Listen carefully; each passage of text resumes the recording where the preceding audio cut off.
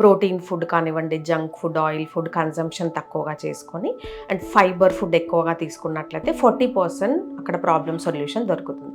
And second thing, physical activity అనేది చాలా important. Nowadays మన లైఫ్ స్టైల్ చూసుకున్నట్లయితే ఈవెన్ స్టూడెంట్స్లో అయినా, వర్క్ చేసే ఉమెన్లో అయినా సరే సెడెంటరీ లైఫ్ హ్యాబిట్, కంప్లీట్గా బాడీ అనేది ఫిజికల్ యాక్టివిటీ లేకుండా అలాగే వెయిట్ గెయిన్కి దారి తీయడం కూడా పీసీఓడి రావడానికి మేజర్ కారణంగా సో ఇవి 2 రూట్ కాజెస్ సెట్ చేసుకుంటే కొంతమందిలో ట్రీట్మెంట్ అవసరం లేకుండానే సాల్వ్ అయిన కేసెస్ ఉంటాయి.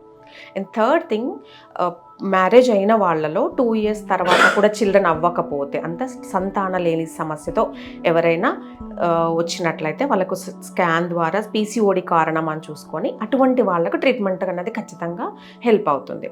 హోమియోపతి అనేది న్యాచురల్గానే ఓవరీ నుంచి హార్మోన్స్ ప్రాపర్గా కరెక్ట్గా రిలీజ్ చేయటం జరుగుతుంది. అంటే మన బాడీ నుంచే న్యాచురల్ హార్మోన్స్ వస్తాయి కాబట్టి కెమికల్ సింథటిక్ మెటీరియల్స్ ద్వారా వచ్చే హార్మోన్స్ లేకుండానే న్యాచురల్గా పీసీఓడి తగ్గిపోయి ఉమెన్లో ఉండే ఎంత టోటల్ హార్మోన్ సిస్టమ్ అనేది కరెక్ట్గా బ్యాలెన్స్డ్గా మెయింటైన్ చేయడం జరుగుతుంది. హోమియోపతి వల్ల పీసీఓడి అనేది 100% న్యాచురల్గా సాల్వ్ అవుతుంది.